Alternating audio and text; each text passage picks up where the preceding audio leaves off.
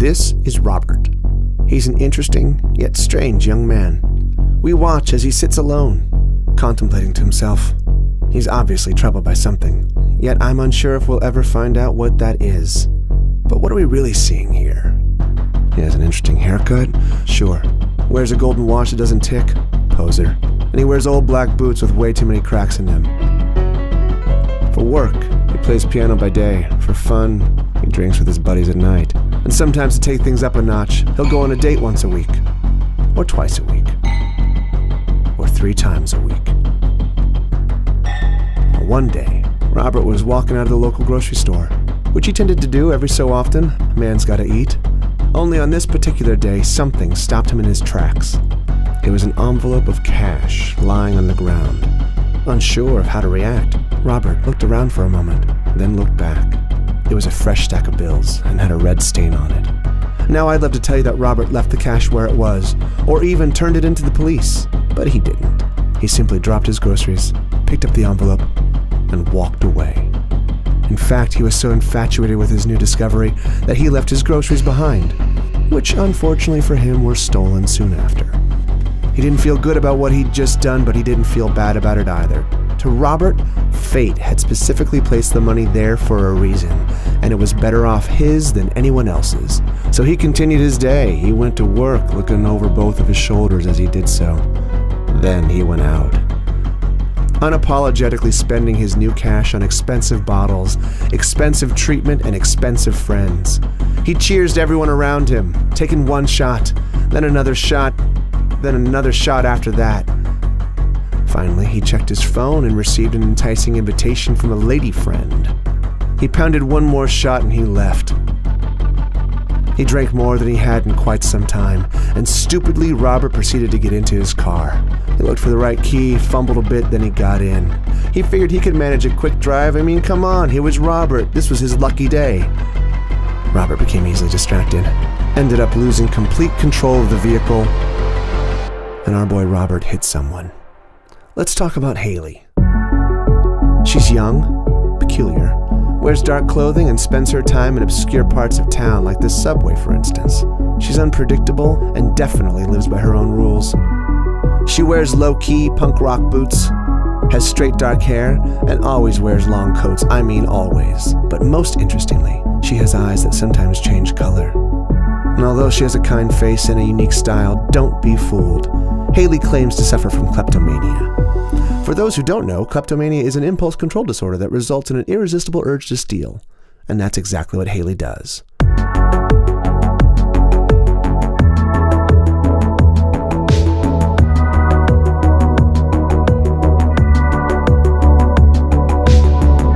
Haley doesn't have many friends, nor does she really want any. At least that's what she tells herself. One day, Haley managed to steal a watch, a hairbrush, earrings, and a strawberry smoothie. Soon after, as she sipped on her stolen smoothie, Haley was feeling good about her successful robberies. It was just another regular day. That is, until she noticed something very odd.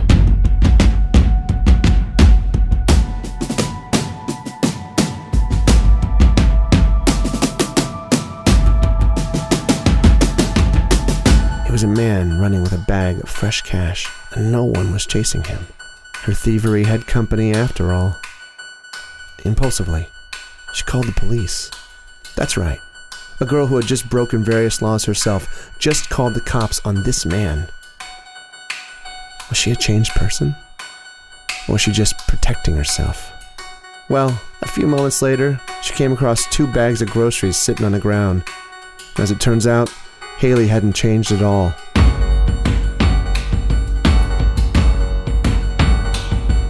She completed her day by texting a fellow who she knew would respond right away. 2 words were capable of captivating the young man's attention completely. Come over. That was her message. This is it. This is her life.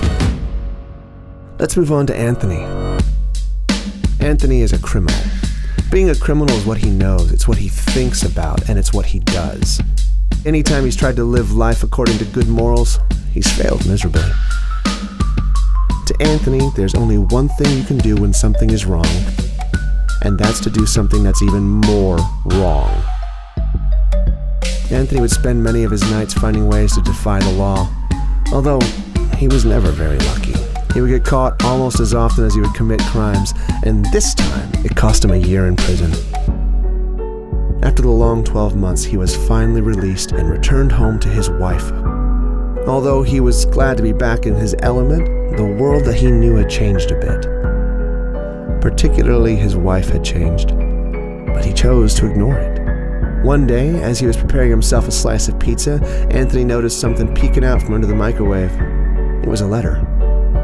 He opened it only to find overdue balances. His wife, who he loved, was in debt.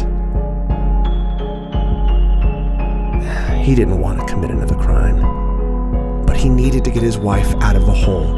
So Anthony did what Anthony knows how to do best. He robbed a bank.